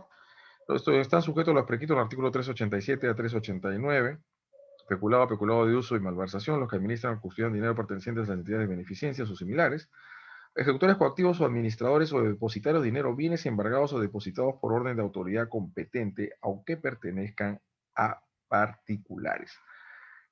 Administran o custodian dinero perteneciente a entidades financieras, dinero es un bien público, una vez que fue, no sé si era una vacunas sobrantes o cómo se llama, gratuitas, pero ya que entran a favor del Estado peruano, ya se convierten en bienes públicos. Es una cuestión a decir en el marco de este desarrollo de investigación, de estos escándalos permanentes que tomamos oído y tomamos conocimiento por parte de los medios de comunicación sociales o los periodistas, sobre todo los que revelan estas noticias que generan finalmente la indignación de toda la sociedad. Entonces hay delitos especiales como el abuso de autoridad, la concusión, el peculado, malversación de fondos o colusión ilegal, que solamente puede ser cometido por un funcionario público en el ejercicio de sus funciones, así el delito de parricidio, que requiere esta relación de parentesco entre víctima y victimario y tiene que saber que la tiene, ¿no? Claro que podía ser un caso muy sui generis, que no supo que este era su hijo y por cuestiones de razón de tiempo y circunstancias, resulta ser la persona que le habían encomendado, encargado matar y así lo mata, pero no sabía que era tal, no había ninguna demanda de filiación extramatrimonial, y así lo mata. Había un error de tipo, pero en todo caso no será parricidio, pero igual será un delito de asesinato que va a recibir igual una pena muy fuerte.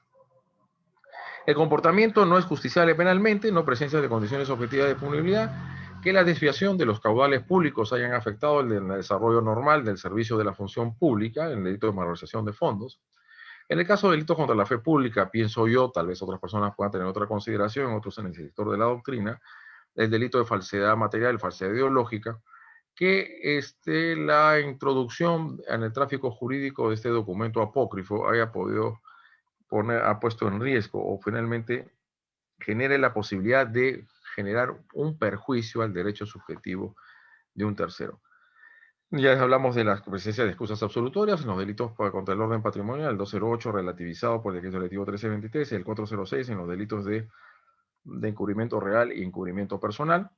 La declaratoria de inconstitucionalidad por parte de la norma penal por parte del Tribunal Constitucional o la amnistía otorgada por el Congreso de la República a ciertas conductas sustraídas del ámbito de punición. En estos supuestos cabe la excepción de improcedencia de acción y ante la falta y o carencia de imputación necesaria será previa instancia al fiscal del caso la audiencia de tutela de derechos. ¿Qué había pasado? Es que por eso es importante saber identificar la naturaleza jurídica de diversas instituciones que se encuentran reguladas en la Ley Procesal Penal. En esta casación juvenil 84-2015, en cuyo fundamento segundo se dice lo siguiente. La excepción de procedencia de acción, lo que hemos dicho ya antes, es el medio técnico de defensa por antonomasia que se otorga al justiciable para cuestionar la validez material de la persecución penal.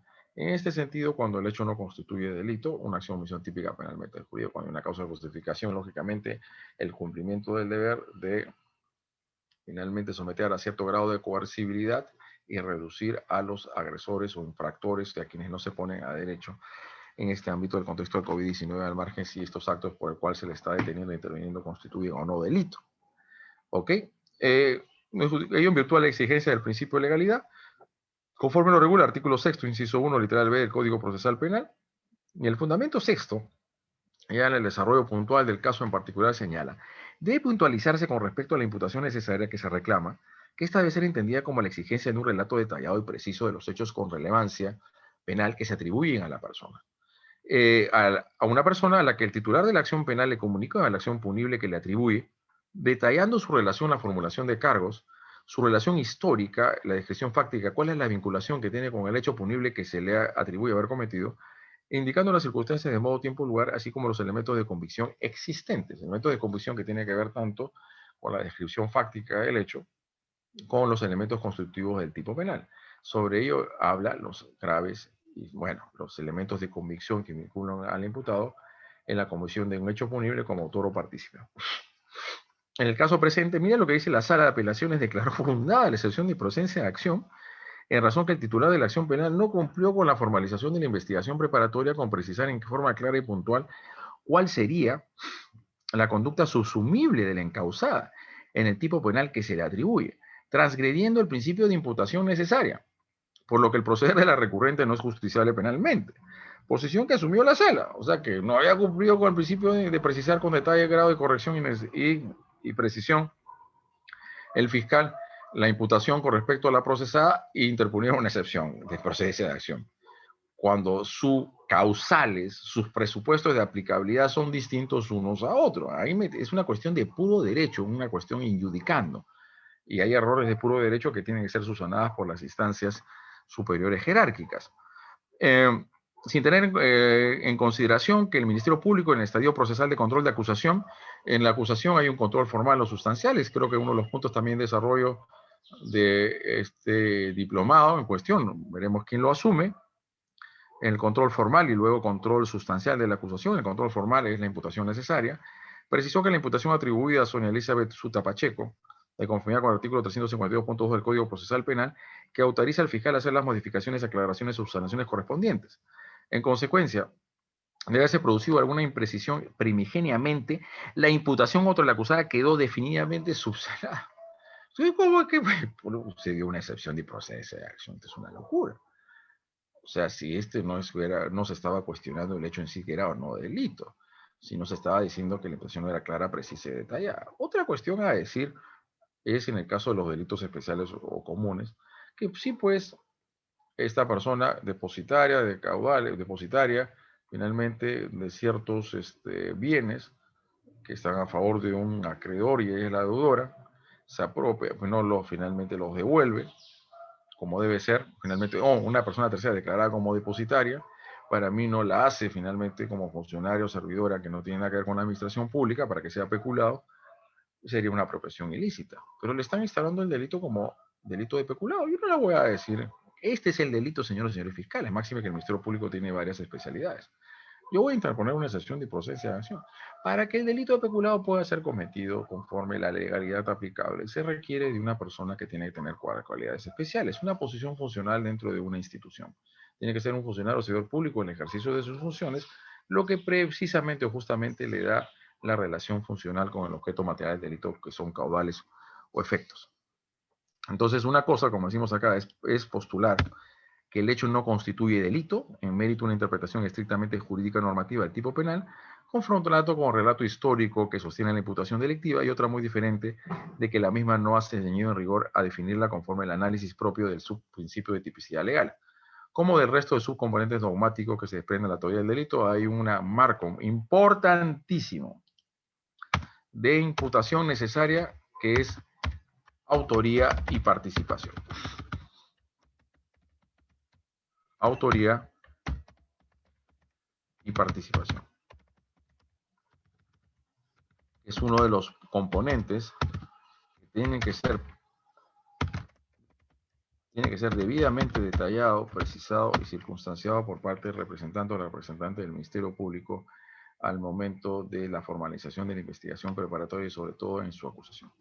Con el amparo jurisdiccional de esta excepción como medio de defensa técnica puede darse fin al proceso penal al no contarse con el sustrato medular que legitima la persecución penal en un orden democrático de derecho que se activa por parte de la defensa por cuestionar la falta de, y mientras que la audiencia, disculpen, en un orden democrático, mientras que la audiencia con la audiencia de tutela de derechos que se activa por parte de la defensa para cuestionar la falta de imputación necesaria, la necesaria observancia de las garantías que dimanan del debido proceso y lo que es la garantía de defensa procesal, cuyo control formal incluso en la etapa de control de la acusación, así conforme la casación 160-2016, la libertad.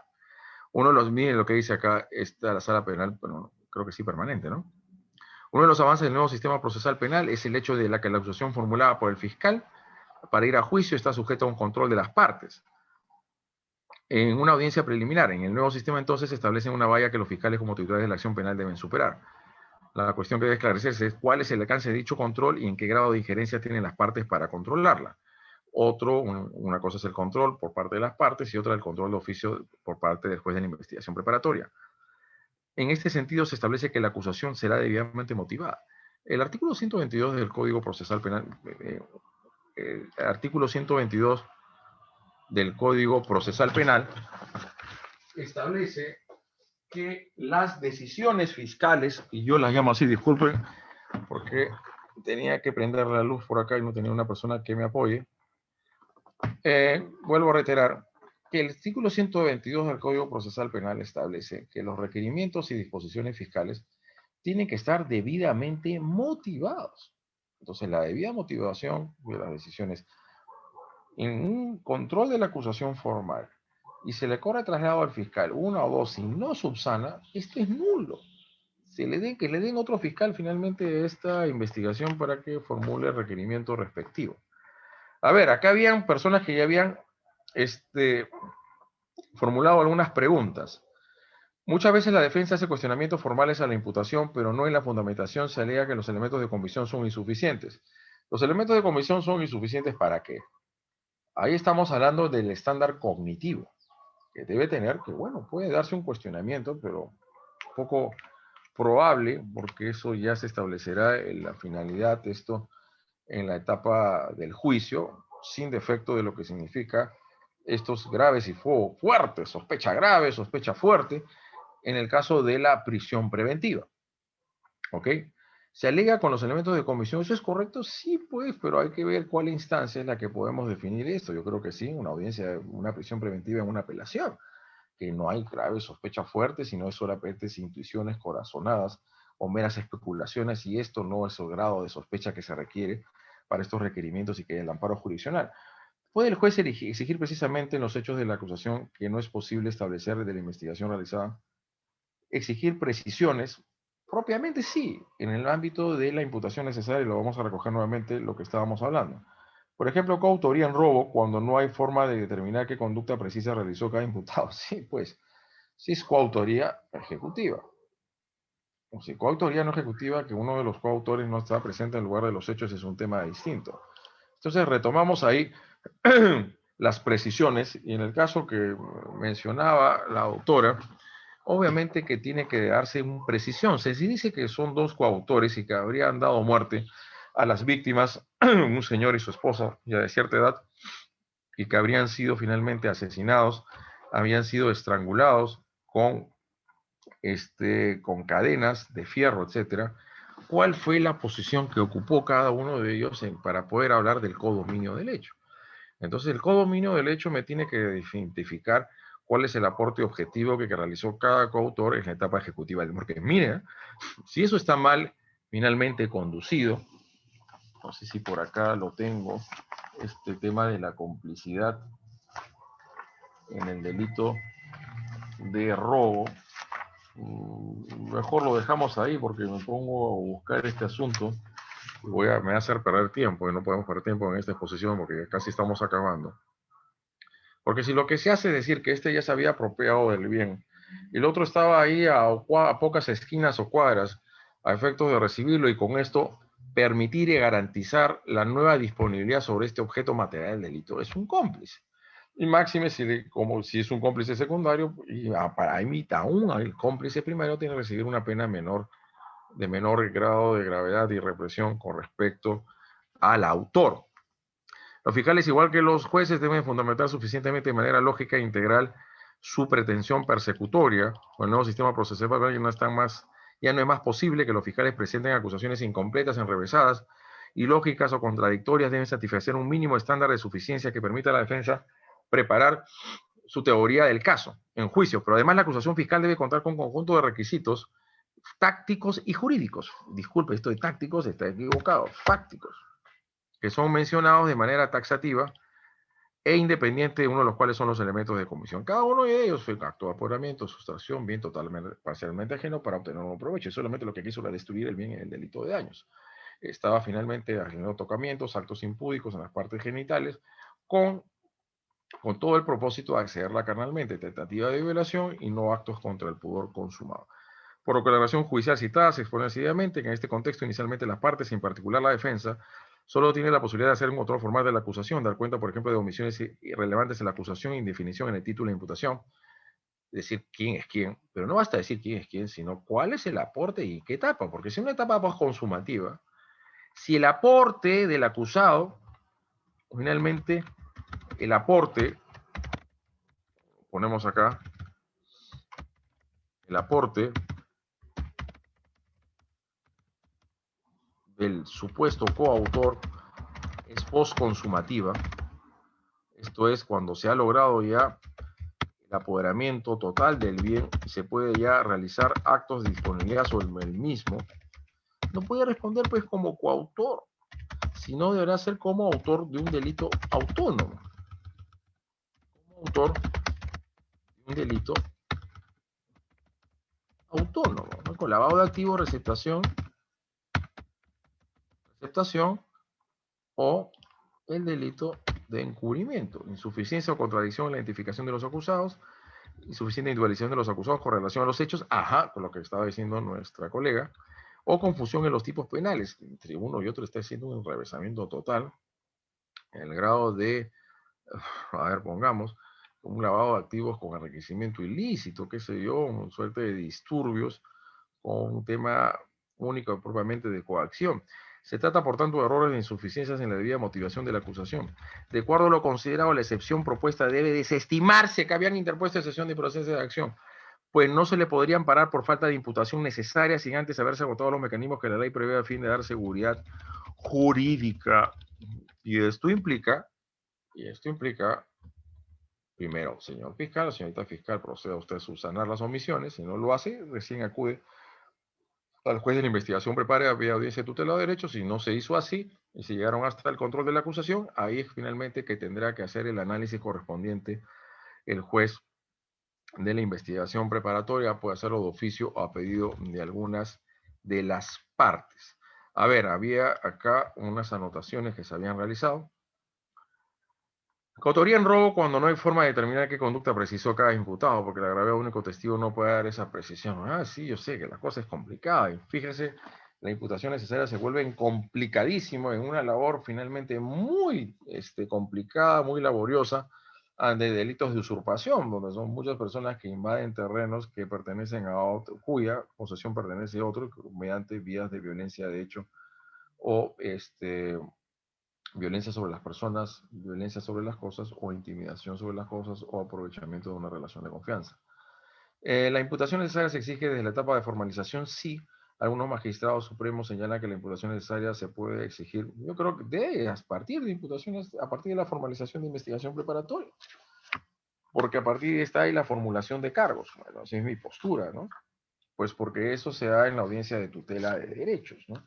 Vamos a la audiencia de tutela de derechos conforme el artículo 71 o 71 y pico del Código Procesal Penal, cuando el imputado considere que durante las diligencias preliminares o en la investigación preparatoria no se ha dado cumplimiento a estas disposiciones o que sus derechos no son respetados, que es objeto de medida limitativa de derechos sin debido requerimiento, puede acudir en vía tutela después a la investigación preparatoria. Porque ya cuando estás en el juicio, en la etapa intermedia, es ya propiamente el control de la acusación. O sea, yo entiendo para mí que sí, a partir de la formalización de la investigación preparatoria. Que tenga que ser más prolija y más exhaustiva en la acusación que en la investigación, eso sí está clarísimo. Pero igual, no podríamos dejar ese hueco, ese espacio, ese vacío, mejor dicho, esa postura de decir que en la formalización puede seguirse con imputaciones enrevesadas y lógicas, porque a partir de ahí es que pueden interponerse medios de defensa técnica, que pueden finalmente incoarse procedimientos, instrumentos que tiene la defensa para contrarrestar la validez de la imputación. Una pregunta sobre concurso de delitos. En el siguiente caso, es una investigación por robo del 2018. Se ha solicitado al agraviado acreditar la preexistencia del dinero sustraído, donde el agraviado presenta a la Fiscalía un contrato de préstamo de dinero privado anterior a la fecha del robo, determinándose mediante pericia que dicho contrato es apócrifo, es decir, se simuló la propiedad, la antigüedad, disculpen. El Ministerio Público investiga ahora el agraviado por falsedad genérica y fraude procesal, ¿no? ¿Es correcto? De cierta manera sí, ¿no? Pero claro, pongamos que pues muchas personas, y tal vez lo hizo porque no encontró el recibo, lo perdió o lo compraste en un lugar informal. Esto es, el hecho de que este bien que ha sido objeto de un robo, donde ha habido violencia o amenaza, no ha sido finalmente adquirido y no tienes el recibo, tiene que haber una declaración jurada, tiene que haber algo que acredite finalmente la preexistencia del bien. ¿Qué es lo que tiene que acreditarse, la preexistencia o la pertenencia del bien? Los pongo a consideración, ¿no? Y claro, pues si ya pues lo hizo mal, pues el agraviado, que lo que hizo fue presentar un documento con una data anterior y la pericia grafológica da lugar que se trata de un contrato apócrifo por el que se simuló la antigüedad, el agraviado por falsedad genérica. Pues esas son las paradojas del destino, también son las paradojas del destino. Que alguno de nosotros sea objeto de un hurto, de un robo de autopartes de nuestros vehículos, ante la gran cantidad de ladronzuelos que transitan en nuestras calles, y luego nosotros vamos al mercado negro y lo compramos y estamos ayudando a vender o a negociar un bien de procedencia ilícita. Y de cierta forma estaríamos actuando en participación delictiva en el delito de receptación, porque el delito de receptación no tiende a tutelar a la propiedad de las víctimas del delito previo. sino realmente el orden socioeconómico, la legalidad y la legitimidad de los bienes que son objeto de comercialización en el mercado bajo ciertas reglas de una economía social de mercado, ¿no? Entonces, pues sí, pues son cuestiones. Lo que quiere es que ese bien existía. Acreditar propiamente la propiedad, pues bueno, claro, uno mira, pero señor expositor, no se olvide que el robo lo que tutela es la propiedad. Y aparte de la propiedad, la libertad y la integridad de las personas, su inviolabilidad personal. Por eso que se dice que tanto el robo como la extorsión son delitos pluriofensivos. ¿Habría otra pregunta en tal sentido? Si no, para dar alguien quiere... Muy bien, Pamela. Desenfocado, me están escuchando. Si pueden también activar sus micrófonos, ¿no?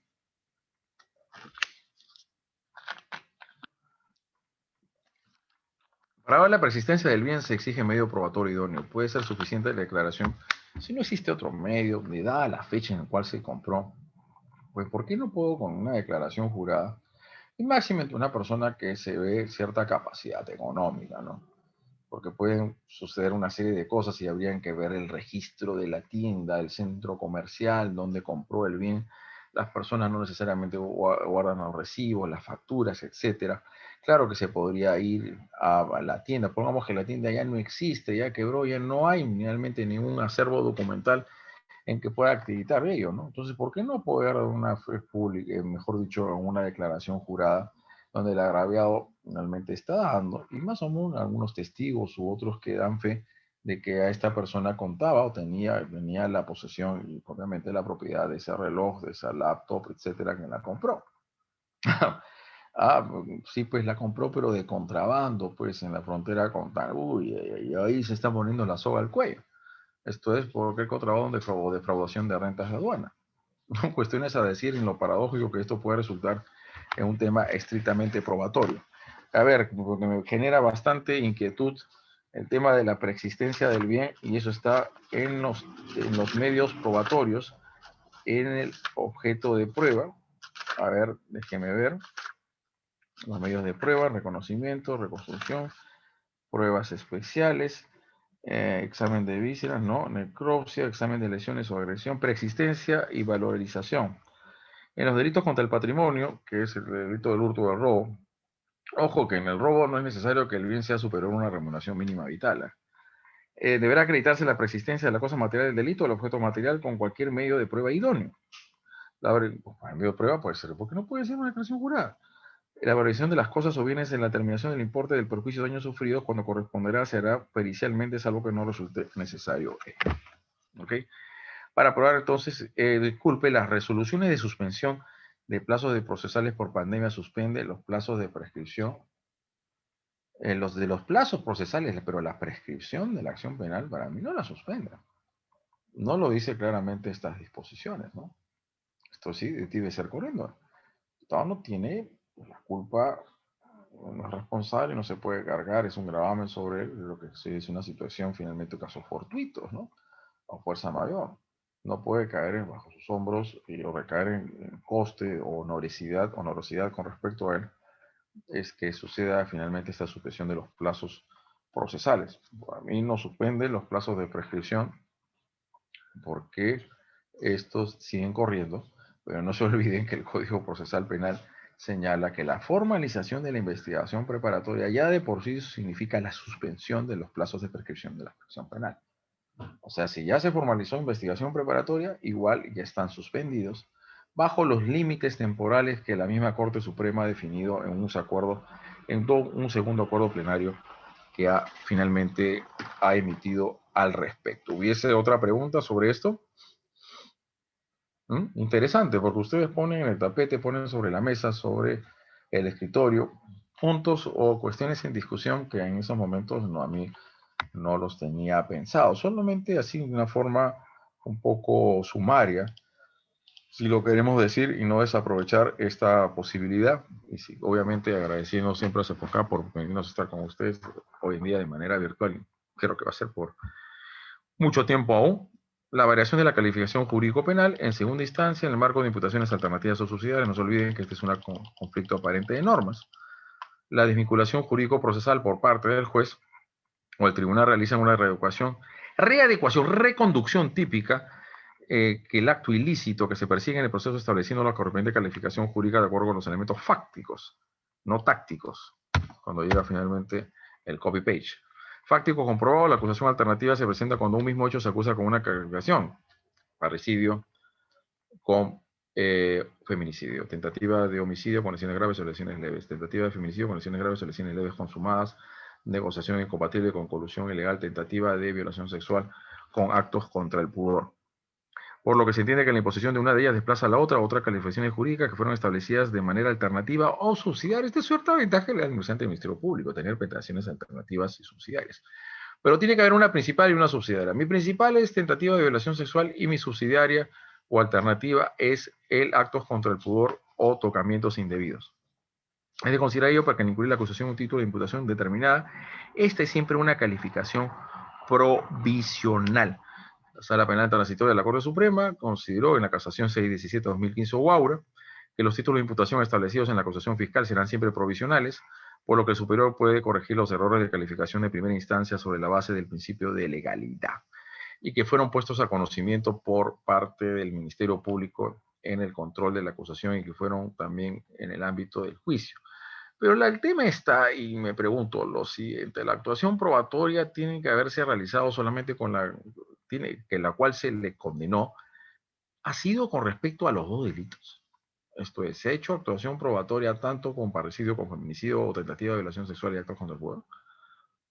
Porque a mí no me queda todavía totalmente claro esa posibilidad. Si bien es cierto el tribunal, conforme al principio de legalidad, sino lo que me refiero yo, que esto pueda vulnerar los derechos de hecho, defensa y de contradicción de las partes. El recurso fue admitido por la Sala Penal Transitoria y esta sala estaba facultada para corregir los errores de calificación jurídico que haya incurrido el juez de primera instancia y además, conforme a los artículos 425.3, bueno, la ley le otorga esta facultad, modificarla siempre que haya sido propuesta una calificación alternativa por el fiscal en su requerimiento acusatorio. En este caso era estafa con estelionato. Se le condenó por estafa. La sala dijo, acá no puede haber estafa porque era un documento de una persona que se hace pasar como su propietario y lo específico finalmente desplaza a lo común. Entonces era el delito de estelionato. Pero como esto no ha sido objeto de debate y contradicción, entonces lo que hago es absolver al condenado. Para mí, tal vez la posición más salomónica debería ser la de declarar la nulidad y que se realice un nuevo juicio oral y se dé el debate probatorio sobre ese delito. Pero bueno, frente al deber de congruencia y la provisión de la reforma peyorativa que derivan del principio acusatorio, existen cuestiones de orden público implicadas en el ejercicio de ius puniendi. Así, el órgano de operación está facultado a corregir los errores de calificación jurídica, la solución de los hechos, que es una facultad que recae sobre el Ministerio Público, pero se habla del principio de desvinculación jurídico-penal por parte del juez. Rige el principio de legalidad y el interés público que sirve de fundamento a las leyes penales, más aún si el Código Procesal Penal establece la posibilidad que el Tribunal de Apelaciones dentro de sus facultades pueda aplicar la aplicación jurídica, siempre que haya sido propuesta por el fiscal en su... No es que lo saca finalmente de su... de un sombrero, saca el conejo del sombrero, sino que está dentro de la formulación acusatoria. Actuando como una instancia de mérito, no por tanto declarar nulidad de la sentencia y con reenvío se vuelve a proceder a la realización del nuevo juicio oral.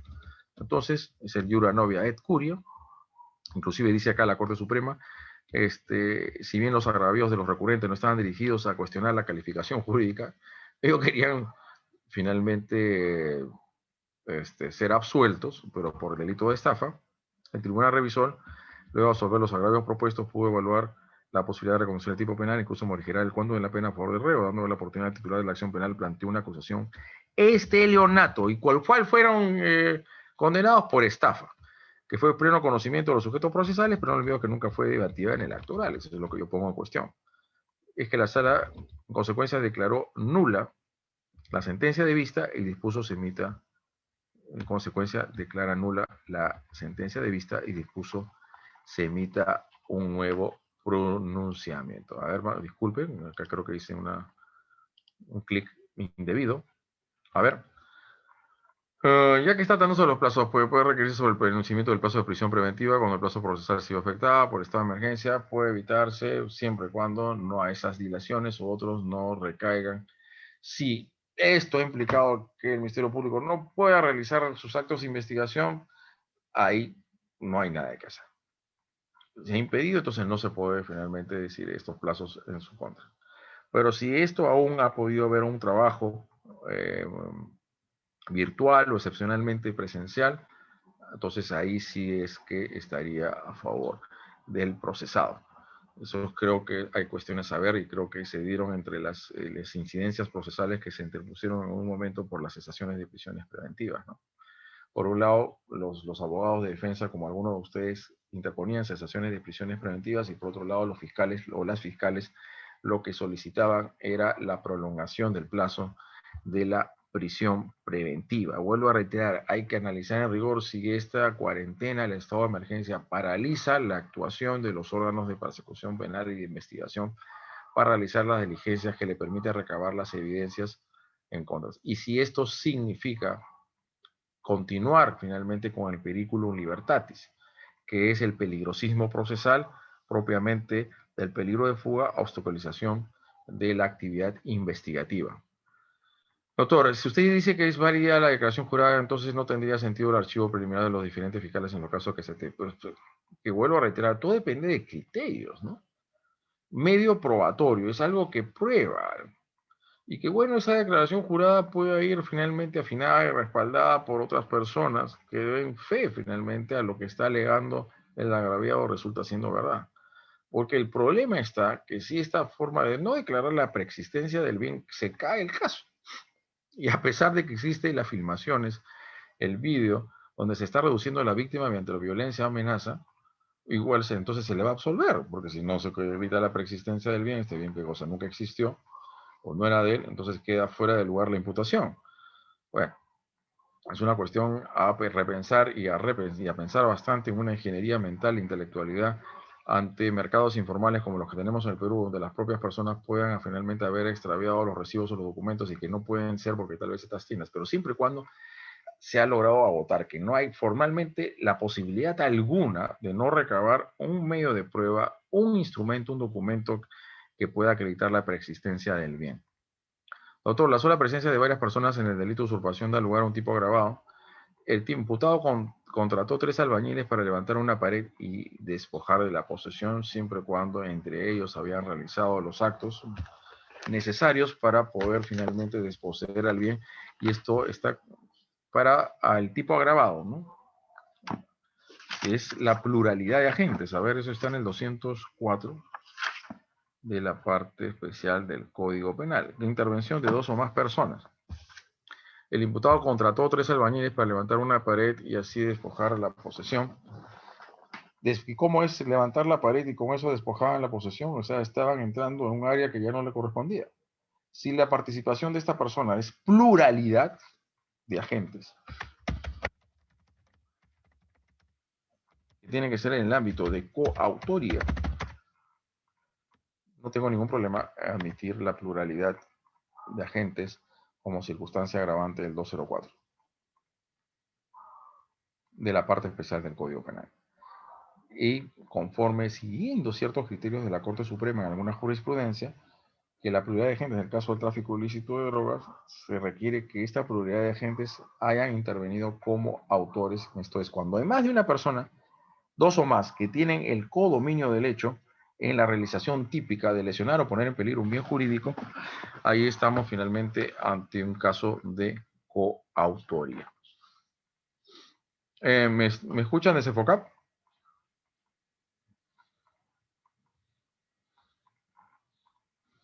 Creo que el CEFOCAP se han ido a tomar su lonchecito. Estamos Nos aquí, han... doctor. Ah, está, bueno. Ah, es una broma. ¿Y no estarían cumpliendo meramente un rol? Sí. Ah, bueno, pues sí. No, interesante, ya, señor Paola. Si está dentro de su rol solamente como albañiles y no estaban teniendo conciencia de que levantar esa pared significaba despojar a una persona de su posesión, entonces una contral inicua o estereotipada y no asumen responsabilidad penal estos 3 albañiles. Pero si sabía perfectamente que están levantando una pared para que esta otra persona pueda finalmente asumir la posesión que se le tiene reconocida legalmente a otro, ahí sí responderán. Pero si no, sí, tienes toda la razón, Paul Ruiz, y lo dice a todos los participantes, sería una conducta neutral, inicua, estereotipada. La aberrante usurpación por pluralidad. Todos los participantes deben tener alguna forma de participación o coautoría. Por ejemplo, el albañil no conoce el hecho por despojo, vuelvo a reiterar su desconocimiento, solamente fue un contratado. Gracias por la aclaración y los pormenores que me están dando. Y esto podría significar entonces que esta persona no pueda asumir ese tipo de responsabilidad, porque hay que, a ver, el objetivo, la subsunción típica de un comportamiento a un tipo penal es la confluencia de los elementos objetivos o los elementos subjetivos del tipo. No basta la realización de un acto jurídico penalmente relevante que está generando un riesgo no permitido, sino saber qué es lo que está haciendo, ¿no? Que alguien pasa por mi casa y viene acá y mi vecino me pide un cuchillo para rebanar los trozos, rebanar en trozos un pavo que ha comprado. Y lo que hace con el cuchillo es llegar a su casa y rebanarle el cuello a su esposa. Yo no tengo por qué responder, yo no sabía lo que iba a hacer. Entonces son las conductas neutrales, inicuas, estereotipadas, y de lo que las teorías funcionalistas de la teoría del delito han definido como la teoría de los roles para una exclusión del tipo. Bueno, ya ha dado la avanzada hora a los cuales hemos ya pasado. No me queda más que agradecer infinitamente a CEFOCAP, pues para mí siempre es un halago tener esa posibilidad de compartir con ustedes este escenario virtual en estas clases hoy en día en el contexto de pandemia. Espero lo que se ha dicho acá y voy a pasar inmediatamente las diapositivas a la institución y pueda compartirlo con ustedes para que puedan ser objeto de análisis correspondiente. Hemos hecho, en la medida de lo posible, un análisis a lo que se deriva del principio acusatorio, en lo que es imputación necesaria, en lo que significa su diferencia con la excepción de improcedencia de acción, y lo riguroso y lo meticuloso y lo exhaustivo que tienen que ser los órganos de persecución penal al momento de atribuir un delito a una persona. Porque de por medio está la libertad, la honra y la honorabilidad. Con eso no se puede jugar. Los bienes jurídicos muy importantes en un Estado constitucional de derecho. Por lo tanto, los fiscales, como representantes o las representantes del Ministerio Público, tienen que tomar muy en cuenta ello al momento que realizan esta labor persecutoria del crimen, y los jueces finalmente controlar siempre la legalidad conforme al brocardo de Nemo Judex Sine, no, disculpen, Jura Novia et Curia, el control de legalidad en cuanto a lo que se define el nulo crimen, nulo poena sine lege praeve. Dicho esto, la participación de un menor de edad. Para mí el menor de edad igual también da pluralidad de agentes, ¿sabes? Porque para mí la pluralidad de agentes no es necesario.